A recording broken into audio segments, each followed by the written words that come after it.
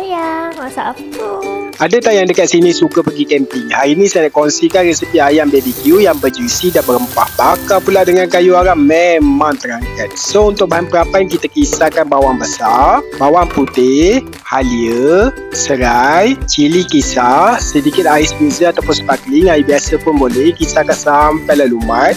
Boleh masukkan sos tiram, kicap lemak manis, sebut ladi hitam, sebut jintan manis, jintan putih dan ketumbar, sedikit sebut kari, kita perasakan dengan garam, gula perang, sedikit madu, perahkan sedikit lemon, kita masukkan minyak, lepas tu kita boleh gaulkan sampai ia sebati. Sebelum perap kita boleh rasa dulu, biarkan ada rasa masin yang lebih. Bila rasa dah okey, kita tuangkan di atas ayam dan kita ratakan bahan perapan seluruh ayam. Perapkan minimum 1 ke 2 jam. Nak sedap lagi kita boleh perapkan semalaman untuk lebih meresap bahan perapan dari isi ayam. Lepas tu kita boleh bakar atas kayu arang. Kalau nak bakar guna air fryer ataupun oven pun boleh. Tips kalau nak cepat masak, boleh kelarkan ayam sebelum kita nak perap. Bila bakar guna kayu arang ni, rasa dia tu lagi akan tambah lagi sedap dan ada rasa yang bau smoky tu. Tembakan ni memang semua bak-bawah yang bakar BBQ ni. Bila dah masak, boleh angkat dan makanan siap untuk dihidangkan. Kalau sesiapa yang ada plan nak pergi camping hujung minggu ni, boleh try resepi ni. Confirm tak menyesal.